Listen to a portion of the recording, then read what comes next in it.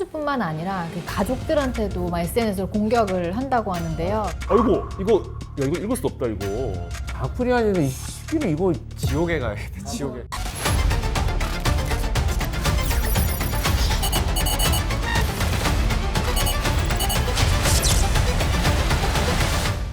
네, 안녕하세요. 경기도 평생학습 포털 지식 청소년 디지털 안전 교육 콘텐츠 MC 도준입니다. 이번엔 가짜 뉴스에 대해서 얘기해 볼 텐데 이 가짜 뉴스 문제 정말 심각합니다. 그렇죠. 가짜 뉴스는 또 악플 문제까지 세트로 이렇게 따라오잖아요, 변호사님. 네, 맞아요. 안 그래도 요즘에 성인뿐만 아니라 악플 때문에 고소를 당하는 청소년들도 점점 많아지고 있고요. 그래요?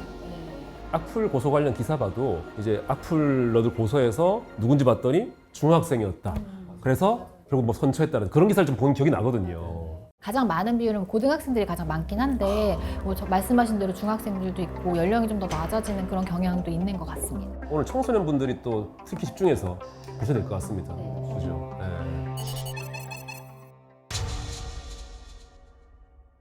조회수가 100만이 넘는데 가짜 뉴스라고요? 아니 있을 것 같아요.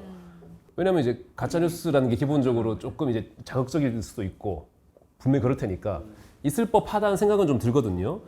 혹시 그 연구원님은 뭐 좀 본인 관련해서 황당했던 가짜 뉴스 뭐 그거 보신 적 있어요? 저는 주로 이제 목격담이 뜨는데 막 얼토당토한 예를 들어서 막 성범님 어제 뭐 이태원 힙합 라운지에서 박재범 몸매에 맞춰서 춤을 진짜 열심히 추고 계시더라고. 간 적이 없어요. 간 적이. 몸매에 춤을 춘 적이 없는데 마치 본 것처럼 아 성범님 잘 봤다고 뭐 춤 잘 추시더라 이렇게 좀 황당한 거죠. 대중들 입장에서는 그냥 봤는데 그런 댓글 있다 그러면은 믿을 것 같아요. 너무 구체적이어서. 이런 것도 어떻게 고소가 되나요? 비방 목적 있으면 고소가 됩니다. 네. 몸매 춘 게 뭐 또 기방까지는 또 아니지 않나요? 그렇죠. 뭐 5회 정도로 5회 정도. 착각 뭐 네, 닮은 사람이 쳤던 걸로. 네. 누구였을지. 근데 이게 이런 가짜 뉴스가 유튜브가 제일 심각하지 않습니까? 좀 심각하죠. 네. 그 사이버 레카라고 불리는 유튜버들이 등장을 하면서 예전에는 소위 뭐 찌라시, 문자나 글로 막 돌아다니던 이런 것들이 영상 콘텐츠로 진화가 되어가지고 훨씬 자극적이고 파급력이 이게 커요. 맞아요. 근데 우리가 사이버레카라는 말을 참 많이 쓰는데 이게 사이버레카 정확한 뜻이 뭐죠? 네, 원래 보통 교통사고가 나면 사고 처리를 위해서 가장 먼저 달려오는 게 레카인데요. 이제 여기서 유래된 언어고요. 사건 사고가 터지면 제일 먼저 달려가서 자극적인 이제 사실관계를 퍼뜨리는 유튜버들을 부르는 말이 바로 이 사이버 레카입니다. 근데 그 최근에 김태현 변호사님은 먹방 유튜버 찌양님 변호를 하셨다고. 네. 그때 사이버레카들 많이 접한 걸 아는데 직접 만나봤을 때 어때요, 그 사람들? 네, 말씀을 좀 잘하시는 편이기는 하고 그분들조차도 이게 찌양님의 리스크 관리를 해준 거지 우리가 사이버 레카 같은 활동을 한 게 아니다라고 생각을 하면서 본인들 행동이 뭐 그렇게 불법적이라고 인식을 안 하고 있는 것 같다라는 느낌 정도를 받은 것 같습니다. 네. 자기 합리화하는 거죠. 그러면 그런 사이버레카들은 돈을 도대체 얼마나 벌길래 그런 일들을 하는 거예요? 뭐 영상 조회수만으로도 이제 월 1,000만 원 이상 수익을 내는 채널도 굉장히 많다고 하고요. 어떤 채널은 몇 달 동안 이제 누적된 후원액이 1억 원 이상이 된다라는 그런 보도도 있었습니다. 후원을 이러고 해요? 근데 얼굴 까고 활동하시는 분들도 많지만 사실 익명성 뒤에 숨어서 활동하시는 분들도 많잖아요. 근데 네. 이게 이제 특정인을 찾아내는 게 좀 어렵나요? 그렇게 숨어버리면? 최근에는 이제 미국 법원을 통해서 개인정보를 받는 경우들이 있어가지고 이제 그런 제도들을 좀 활용하고 있고요. 그 뭐 탈덕 수용소라고 혹시 들어보셨나요? 들어봤어요. 국내에서 처음으로 이제 사이버 레카로서 익명으로 활동하던 유튜브 운영자를 특정해서 찾은 사례로 탈덕 수용소의 신원이 확인된 이후에 많은 사이버 레카들의 채널이 운영을 중단을 했다고 합니다. 걸릴까봐 이놈들 다 잡았어야 되는데. 최초로 신원이 특정된 사이버레카라는 거죠? 그렇죠, 네. 익명으로 활동했던 사이버 레카 중에 이제 찾아낸 최초의 국내 사례라고 합니다. 탈덕수용소. 네. 엄청 악질이었어요, 진짜. 말도 안 되는 루머를 계속 진짜 사실인 것처럼 올리고. 아 그래요? 네. 장원영 씨가 대표적인 이제 피해자이신데요. 네, 장원영 씨에 관련된 18개 영상을 이제 업로드를 하셨고, 멤버 간에 불화설이 있었다, 소속사 연습생의 데뷔를 막았다, 중국 국적자다, 뭐 그런 황당한 허위 사실을 계속 퍼뜨렸다고 하는데요. 관련한 이제 영상들의 조회수가 많게는 뭐 280만까지 이르렀다고 해요. 그래서 소속사에서 2년 동안 소송을 진행을 했고, 결국 이제 신원을 특정을 해서 이제 기소해서 처벌을 받게 한 사례입니다. 특정하는데 그렇게 시간이 많이 걸린 거예요? 디스커버리라는 제도를 통해 가지고 미국 법원을 통해서 했다 보니까 시간이 더 소요가 됐던 것 같습니다. 디스커버리? 뭐 예를 들면 해외 기업 사이트들에 대한 IP나 이런 거를 네. 우리나라 수사처가 잘 되지가 그렇죠. 않거든요. 네. 그런데 이 제도는 더 공정한 재판을 하기 위해서 자료 교환을 하는 재판전 단계를 의미하는 거고요. 우리나라에서는 이제 이런 제도가 아직 없어서 좀 생소한 개념이실 것 같습니다. 탈덕수용소? 걔는 실은 특정되고 잡혔을 거 아니에요? 네. 잡히고 뭐라고 했어요? 법정에서는 형량을 낮춰야 되니까 허위 사실인지 몰랐다라는 주장을 했고요. 이제 두 번째로는 이제 비방 목적이 없었다라고 해서 명예훼손죄 부인하는 취지로 이제 주장은 했고요. 다만 이제 1심 재판에서 정보통신망법 위반 명예훼손이나 모욕 등으로 징역 2년에 집행유예 3년 그리고 2억 원의 추징금이 선고가 됐습니다. 약하다. 그러니까 결국 실형 선고가 안 된 거잖아요. 네, 근데 이제 우리나라 법상에 정보통신망법 위반 명예훼손이나 모욕 같은 경우에는 처벌 형량이 굉장히 낮아서 벌금형인 경우가 거의 대부분이라 사실 굉장히 높은 형량의 처벌이라고 보여지기는 합니다. 문제는 이게 청소년들이 가장 지금 아이돌하고의 그 관심도가 높잖아요. 그렇죠. 와, 근데 이런 왜곡된 정보들이 마구 유입이 된다고 한다는 거는 이거 정말 심각한 문제가 아닐 수 없습니다. 야, 이게 말이 돼? 이런 게 있었어요? 50. 어머, 시한부. 와, 이게 한두 개가 아니구나. 와, 진짜 악질이다. 이런 걸 왜 올리는 거야? 조회수 때문에, 조회수 때문에. 이게 진짜 뭐 이런 영상들이 요새 많이 퍼져 있는 영상인 거예요? 네, 엄청 많고 유튜브에 뭐 사망설 아니라 뭐 이혼설이라든지 가정 불화라든지 이런 자극적인 소재로 만들어지는 가짜 뉴스가 정말 많은 것 같아요. 무차별적으로 대중들한테 노출되는 거잖아요. 네, 그렇죠, 네. 보고 그냥 이 사람 돌아가셨구나 하고 지나칠 수도 있겠네요, 네, 제가. 이건 정말 너무 선을 넘은. 너무 심각한 범죄네요. 최근에 그 트롯 가수 이찬원 씨 방송에서 본인이 얘기를 하신 건데요. 장윤정 씨하고 네. 이찬원 씨가 불륜 관계라는 이 가짜 뉴스를 보고 아주머니가 등짝 스매싱을 날렸다는 거잖아요. 와, 얼마나 어이없었을까요, 진짜. 이걸 어떻게 설명을 해드려야 될까 본인들이 너무 당황하셨을 것 같아요. 화가 많이 났을 것 같아요. 좀 무서운 일이네요.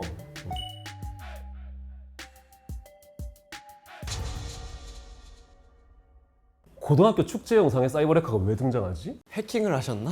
네, 올해 초에 이제 광주의 한 남자 고등학교 축제에서 있었던 일인데요. 축제 때는 유명인들의 축사 영상을 틀고는 하잖아요.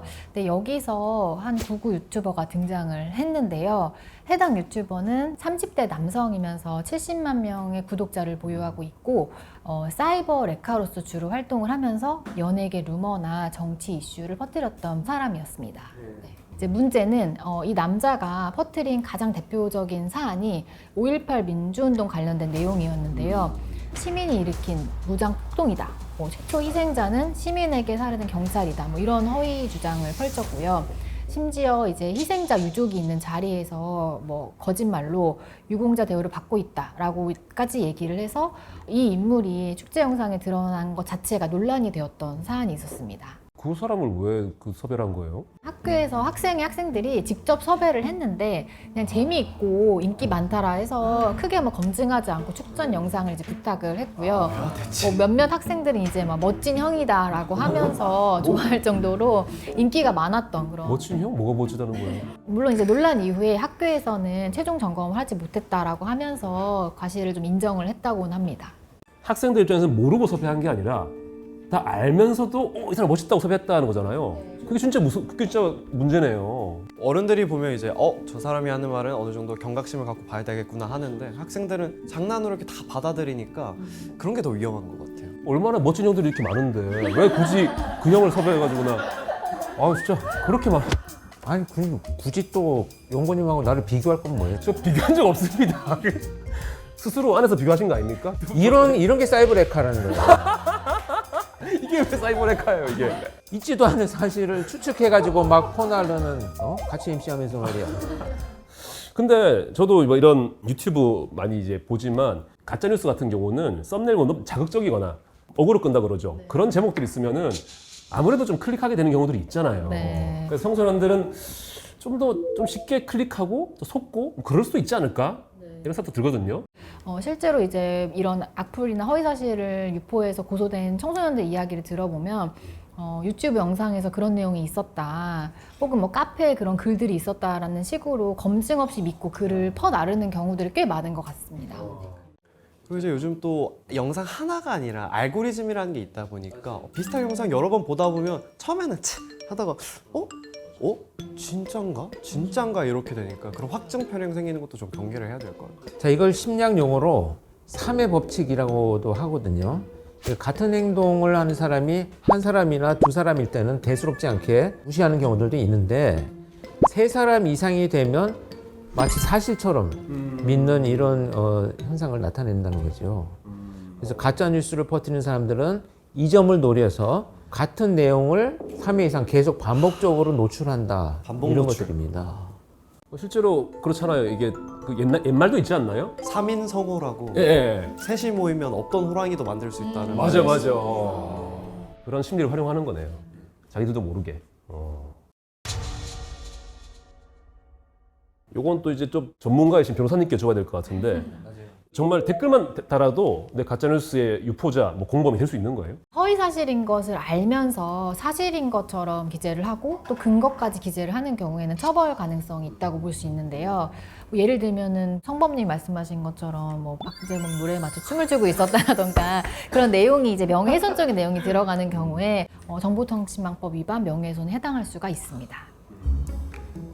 상상이 되네요. 계속 몇 번 반복해서 듣다 보니까 이렇게 춤추시는 게 상상이 돼가지고 위험한 거예요. 제가 어디서 지금. 이래서 위험한 거예요. 이게 진짜 위험하네요. 이게 진짜 정말 위험하네요. 안 추신 거 맞잖아요, 그죠? 저는 정말 안 쳤어요. 근데 만약 진짜 속았어요. 피디님처럼 속아서 진짜인 줄 알고 믿어서 그걸 동조해서 댓글을 달면 어떻게 되나요? 그것도 처벌 대상이 되나요? 그런 경우에 이제 고소를 당하게 되면 이게 허위이지만 본인이 왜 사실로 믿었는지에 대한 입증 근거를 상세하게 제출을 해야 되거든요. 예를 들면 뭐 친구한테 들었다 이런 얘기들을 많이 하시는데 그런 거는 적절한 근거가 되지가 않고요.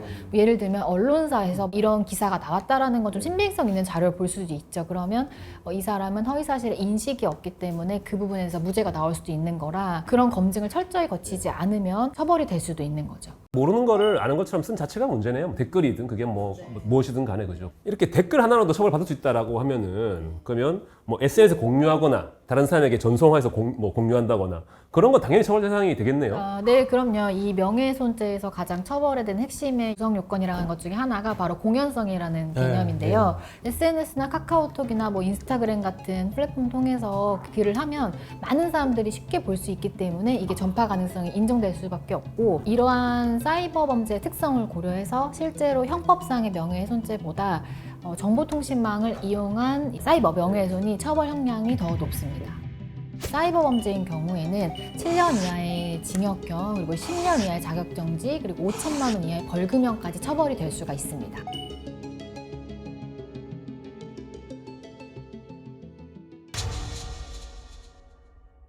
이거 되게 중요한 얘기 같습니다. 중요하죠. 네, 어떻게 구분하냐. 가짜뉴스들은 보통 공통점이 좀 있긴 한데요. 주로 많이 사용하는 단어가 충격, 단독, 폭로 이런 단어들을 많이 사용을 하고요. 많이 봤어요. 혹은 특정인에 대해서 굉장히 비방을 한다거나 도의적으로 선을 넘는 그런 발언이 있다거나 하면 조금 의심을 해보셔야 되고요. 조회수 같은 거를 봤을 때에도 좀 비정상적으로 조회수가 많다. 그러면 좀 의심을 해볼 수도 있을 것 같습니다.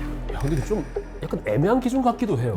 네. 진짜 뭔가 폭로를 하거나 단독 뉴스도 있단 말이죠. 출처를 확인하는 습관부터 시작을 해야 되지 않을까 생각합니다. 근데 유튜브에 떴어요. 예. 사실 뭐 출처 확인까지는 사실 지금 할 수 없는 상황이잖아요. 아니 뉴스도 찾아보고 이거 영상 다양한 접했을 때. 다양한 경로를 통해서 출처를 확인을 해봐야죠. DM 테러로 번진 악플? DM은 저희 인스타그램에서 많이 그쵸. 다이렉트 메시지. 용고님 어떠세요? DM으로 악플 같은 거 받으신 적 있어요? 한두 개씩 오더라고요. 뭐 예를 들어서 막 그 성범님 때문에 여자친구랑 헤어졌어요. 가만 안 둬요. 막 이런 오. 그냥 이런 식으로. 야, 나는 이해가 가. 교수님 어떻게 이해하시죠? 이거? 난 이해가 가. 충분히 공감을 하고 계신 것 같아요. 이쪽 층에서는 잘 이해가 안 갈 거야. 살이 안 돼요. 악플인 거예요 그게? 정말 피곤합니다. 근데 올해 야구가 진짜 핫했잖아요. 맞아, 장난 아니었죠. 1200만 관중을 넘었다고 하는데 요새 그래서 그런지 야구 선수들한테 DM 악플 테러가 심하다고. 네, 요즘에는 선수들이 성적이 조금만 안 좋아도 DM으로 악플을 엄청 보낸다고 하더라고요. 그렇겠구나. 네, 심지어 이제 선수뿐만 아니라 그 가족들한테도 막 SNS로 공격을 한다고 하는데요. 하나 이글스의 와이스라는 네, 외국인 투수 아내가 직접 DM을 받은 내용을 SNS에 공개한 내용이 있어서 좀 화제가 됐었다고 하는데요. 아이고 이거 야 이거 읽을 수 없다 이거. 땡땡땡 방송으로 돈 벌려고 하지 말고 야구나 신경 써 교통. 이게 뭐야 이거? 이게 지금 악플을 보낸 거죠? 네, DM 메시지를 네, 보내고. 악플이 아니라 이 시기는 이거 지옥에 가야 돼. 지옥에.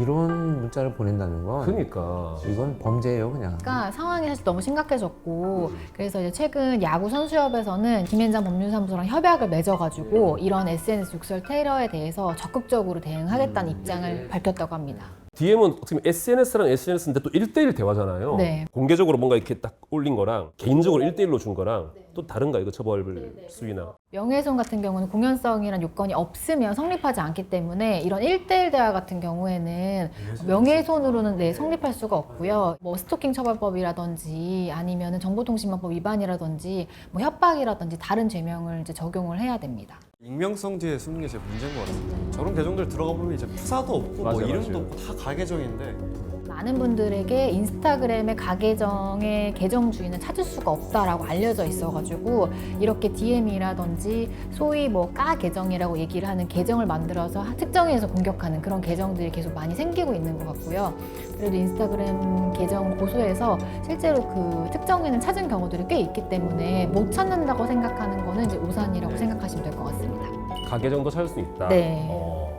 그리고 이제 지금 많이 알려진 것처럼 명예훼손이나 모욕 같은 거는 실제적으로 선고된 형이 낮다 보니까 벌금 내면 되지라고 생각하시는 경우도 되게 많은데 이 벌금형 자체가 전과 기록에 해당한다는 거 모르는 분들이 되게 많으시거든요. 네, 단순히 이제 교통 범칙급과의 개념은 완전 다른 개념인데 벌금은 소액을 낸다고 하더라도 이거는 이제 소위 빨간줄이라고 얘기하는 전과 기록에 남기 때문에 꼭 주의를 하셔야 합니다. 사실을 써도 처벌될 수 있다. 이건 좀 조금 이해돼. 이해된다고요? 네. 어떤 부분이 이해되는 거죠? 아니 그 사람이 원하지 않거나 약점이 있거나 이런 걸 쓰면 처벌해야 되지 않을까요? 뭐 경험이 있으신 거예요? 많죠. 뭐 어떤 경험이 있으시길래 갑자기 이렇게 욱혀서 탈모 시작. 권인용 탈모 심각하게 시작. 그런 댓글이 있었어요? 네, 맞다. 있었어요. 아무튼 이 사실을 써도 처벌될 수 있다. 이게 어떤 말입니까? 네, 이제 사실적시 명예훼손의 처벌 규정이 우리나라에 있는데요. 사실이라고 하더라도 명예훼손에 해당을 하고 비방 목적이 있는 경우에 이제 구성 요건 해당성이 있는 경우에 처벌을 하는 것인데 누구나 사생활의 비밀의 자유라는 건 보장이 되어야 하거든요. 그런데 그 범위를 넘어서서 타인의 인격권을 침해하거나 명예권을 훼손하는 정도의 것은 범죄라고 지금 규정을 하고 있기 때문에 사실적시라고 하더라도 처벌을 받을 수가 있는 경우가 있습니다.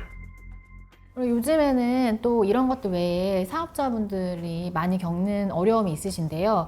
그 영수증 리뷰로 관련돼서 피해가 굉장히 크시거든요. 포털 사이트에 가면 영수증 사진을 찍어서 올리면 그 업체에 대한 후기를 쓸 수가 있는데 이게 파급력이 너무 있고 매출에 엄청난 영향을 미치거든요. 예를 들면 어떤 음식 업체의 위생이 너무 안 좋다 혹은 뭐 서비스가 최악이다 그러니까 평가할 수 없는 질적인 평가를 막 이렇게 하다 보면 그런 댓글만 봐도 사람들이 찾아가지 않는 영향을 미치다 보니까 이제 그런 분들도 명예훼손의 한 핵심적인 분류로 생각이 들고 많은 사회적인 문제가 되고 있는 것 같습니다. 근데 만약 진짜였으면 어떡해요? 그게 그러니까. 네, 사실인지 아닌지 어떻게 알아요? 네, 그래서 항상 이런 부분은 표현의 자유가 보장이 돼야 되는 거냐, 인격권의 문제냐라는 거에 비교 형량이 되는 문제인데 그냥 단순하게 여기 음식이 별로였다, 맛이 없었다 이런 것들은 당연히 처벌이 되지 않고 표현의 자유가 보장되는 범위라고 보시면 되는데 예를 들면은 그릇에 조금 뭐가 아주 작은 것이 묻어 있었는데 여기 쓰던 그릇 다시 사용했다. 가장을 정말 허위 사실에 가깝게 기재를 하는 경우